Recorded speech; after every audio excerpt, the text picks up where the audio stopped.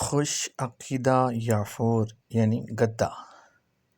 فتح خیبر کے بعد حضور صلی اللہ علیہ وسلم واپس آ رہے تھے کہ راستے میں آپ کی خدمت میں ایک گدھا حاضر ہوا اور عرض کرنے لگا، حضور میری عرض بھی سنتے جائیے۔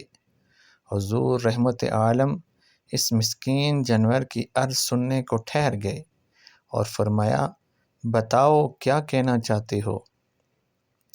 وہ بولا، حضور میرا نام یزید بن شہاب ہے اور میرے دادا کی نسل سے اللہ نے 60 خر پیدا فرمائے، ان سب پر اللہ کے نبی سوار ہوتے رہے، اور حضور میرے دل کی تمنا ہے کہ مجھ مسکین پر آپ سواری فرمائیں، اور یا رسول اللہ میں اس بات کا مستحق بھی ہوں، اور وہ اس طرح کہ میرے دادا کی اولاد میں سے سوائے میرے کوئی باقی نہیں رہا، اور اللہ کے رسولوں میں سوا آپ کے کوئی باقی نہیں رہا۔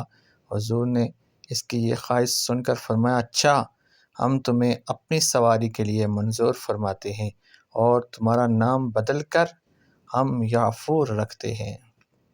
حجت اللہ علی العالمین صفحہ 460۔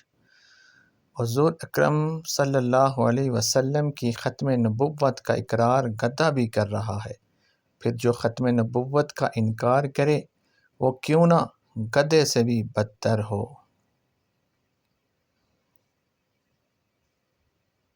اگر آپ کو ویڈیو اچھی لگی تو چینل کو ضرور سبسکرائب کریں۔ شکریہ۔